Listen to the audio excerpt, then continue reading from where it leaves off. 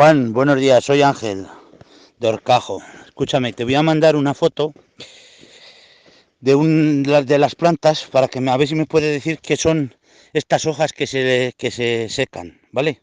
Hola Ángel, buenos días. ¿Esta planta es macho o las plantas que están más afectadas son machos?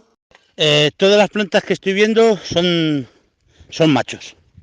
Efectivamente, los machos empiezan su otoño antes que las hembras. Es más, tienen algunos amagos de otoño en el mismo ciclo y que luego al final la planta pues otra vez empieza a regenerarse con hoja nueva, con lo cual importancia cero. Es algo natural en los machos y sobre todo es mucho más agudo en los Peter. Hay machos donde este proceso es leve, pero en el caso del Peter se nota más.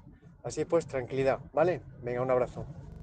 Muchas gracias, Juan. Por lo demás, las plantas fenomenales. Muy contentos con tu producto que nos vendiste.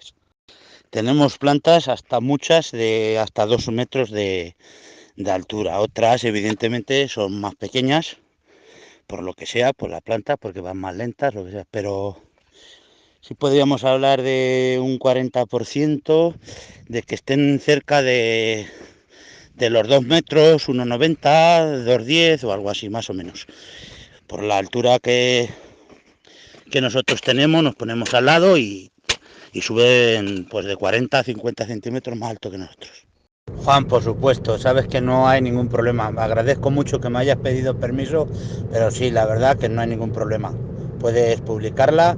Yo con todo mi agrado, cuando lo vea en Facebook te contestaré también, ¿vale? Pero sí, puedes publicarla, que no hay ningún problema. Gracias, Juan.